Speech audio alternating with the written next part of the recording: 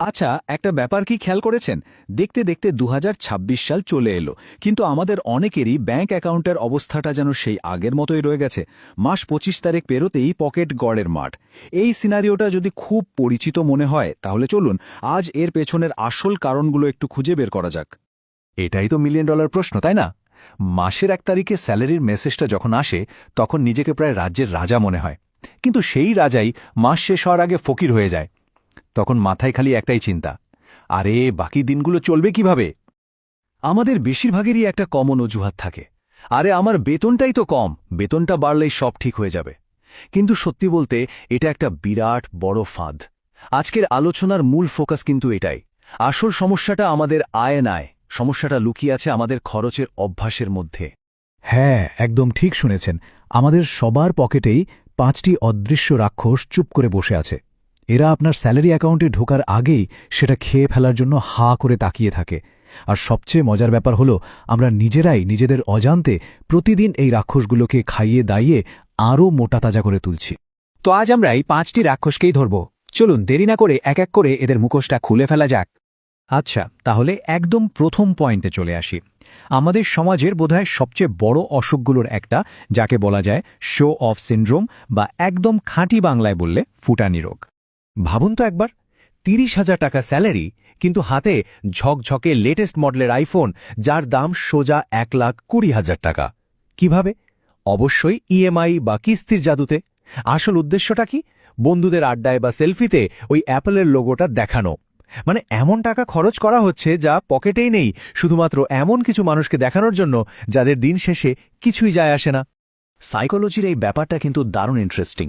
যখন কেউ ১,০০,০০০ টাকার একটা ফোন কেনে, তখন তার সাথে আর সাধারণ হেডফোন ভালো লাগে না।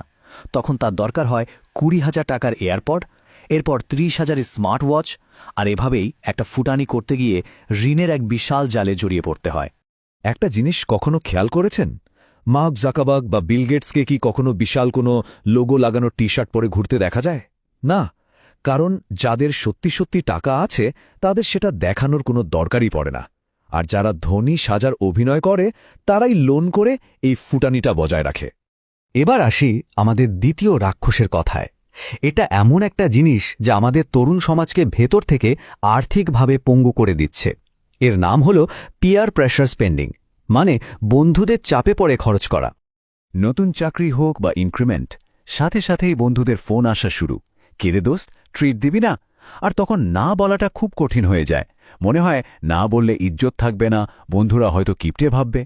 আর এই অপরাধ বোধ থেকেই আমরা এমন সব খরচ করে ফেলি যা আমাদের বাজেটের ১২টা বাজিয়ে দেয়। প্রশ্নটা একটু ভেবে দেখার মতো, তাই না?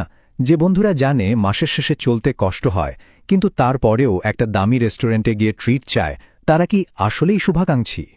না বলতে পারাটা একটা সুপার পাওয়ার। হিম্মত করে একবার বলেই দেখুন না, দোস্ত, এই মাসে বাজেটটা একটু টাইট, চল আড্ডা হবে, কিন্তু পার্কে বসে। মনে রাখবেন, সত্যিকারের বন্ধুত্বের জন্য ৫ টাকার চাই যথেষ্ট, ৫,০০০ টাকার ডিনারের কোনো দরকারই হয় না। চলুন এবার আমাদের ৩ নম্বর রাক্ষসটার সাথে পরিচয় হওয়া যাক। আমরা কি জানি প্রতিবার সুপারমার্কেটে যাওয়ার সময় কিভাবে বড় বড় ব্র্যান্ডগুলো আমাদের ব্রেন হ্যাক করে ফেলে? এই স্লাইডটা একটু দেখুন। দুটো আলাদা শ্যাম্পুর বোতল, উপাদান প্রায় ৯৯% একই, কিন্তু একটার দাম ৫০০ টাকা, আরেকটার মাত্র ৩০০। তাহলে এই যে অতিরিক্ত ২০০ টাকা বেশি নেওয়া হচ্ছে, এটা কিসের জন্য? এটা আসলে আর কিছুই না, ওই ব্র্যান্ডের বিশাল বিশাল বিজ্ঞাপনের খরচ, যা সরাসরি আমাদের পকেট থেকে যাচ্ছে। একই ঘটনা কিন্তু পোশাকের ক্ষেত্রেও ঘটে। নিউ মার্কেটের একটা ২০০ টাকার টি শার্টের ওপর যখনই একটা বিদেশি লোগো বসিয়ে দেওয়া হয়, সেটার দাম হয়ে যায় ২,০০০ টাকা। আসলে স্মার্ট ক্রেতারা ব্র্যান্ডের পেছনে ছোটে না, তারা কোয়ালিটি দেখে জিনিস কেনে। আচ্ছা, এই পয়েন্টটার নাম আমি দিয়েছি ডিজিটাল ফাঁদ। শুনতে একটু অন্যরকম লাগলেও এর পিছনের কারণটা একটু ঠান্ডা মাথায় বুঝতে হবে। ধরুন, নেটফ্লিক্স বা স্পটিফাইয়ের জন্য মাসে মাত্র ৩০০ টাকা খরচ হয়। খুব বেশি তো মনে হচ্ছে না, তাই তো? কিন্তু একটু খেয়াল করলেই দেখা যাবে আমাদের ফোনে এমন অ্যাপ তো অন্তত ৪-৫টা আছেই।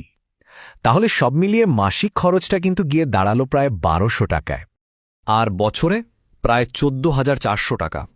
অথচ কাজের চাপে হয়তো গত ১ মাসে একটা সিনেমাও ঠিকমতো দেখার সময় হয়নি। তার মানে এই টাকাটা কিন্তু স্রেফ জ্বলে যাচ্ছে। এর সাথে আবার যোগ করুন অলসতার ট্যাক্স। মানে ঘরে খাবার থাকা সত্ত্বেও আলসেমি করে ফুড অ্যাপের ৩০০ টাকার একটা বার্গার অর্ডার করা হলো, কিন্তু ডেলিভারি চার্জ, ভ্যাট সব মিলিয়ে বিল এলো ৫০০ টাকা। এই যে সামান্য আরামের জন্য অতিরিক্ত ২০০ টাকা দেয়া হলো, এটাই কিন্তু আমাদের পকেটটাকে ধীরে ধীরে খালি করে দিচ্ছে। এবার তাহলে সবচেয়ে ভয়ঙ্কর আর্থিক অভ্যাসটার কথা বলা যাক, আর সেটা হলো টাকাকে কোনো কাজে না লাগিয়ে স্রেফ অলসভাবে ফেলে রাখা। ইনফ্লেশন বা মুদ্রাস্ফীতি একটা উইপোকার মতো, এটা চুপচাপ আমাদের জমানো টাকাকে ভেতর থেকে খেয়ে ফেলে। এই চার্টটা দেখুন, যদি ব্যাংকে ১ লাখ টাকা ক্যাশ পড়ে থাকে আর মুদ্রাস্ফীতি যদি বছরে ৭% হয়, তাহলে ১ বছর পর ওই টাকার কেনার ক্ষমতা কমে গিয়ে দাঁড়াবে ৯৩,০০০ টাকায়।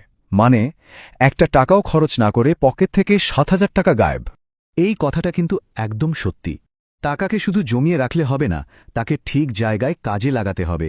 আজকাল টাকা ঘরে বা সেভিংস অ্যাকাউন্টে ফেলে রাখাটাই সবচেয়ে বড় রিস্ক, কারণ সেখানে এর দাম নিশ্চিতভাবেই দিন দিন কমছে। তাহলে পুরো আলোচনার সারমর্মটা কিন্তু খুবই সহজ। যদি আর্থিকভাবে শক্তিশালী হতে হয়, তাহলে এই ৫টা কাজ আজ থেকেই বন্ধ করতে হবে। ফুটানি বন্ধ করা, না বলতে শেখা, ব্র্যান্ডের বদলে কোয়ালিটি দেখে কেনা, সব ফালতু সাবস্ক্রিপশন বাতিল করা, এবং সবচেয়ে জরুরি, টাকা জমানো বন্ধ করে সেটাকে ইনভেস্ট করা শুরু করা। দেখুন, যে কোনো অভ্যাস বদলানো বেশ কঠিন একটা কাজ, এটা ঠিক, কিন্তু ভেবে দেখুন, দারিদ্রত্বের কষ্টের চেয়ে কি বেশি কঠিন কিছু হতে পারে? সিদ্ধান্তটা কিন্তু শেষ পর্যন্ত আমাদের নিজেদেরই নিতে হবে। আমরা কোন কষ্টটা বেছে নেব? নিয়মানুবর্তিতার সাময়িক কষ্ট, নাকি গরিব থাকার দীর্ঘস্থায়ী কষ্ট?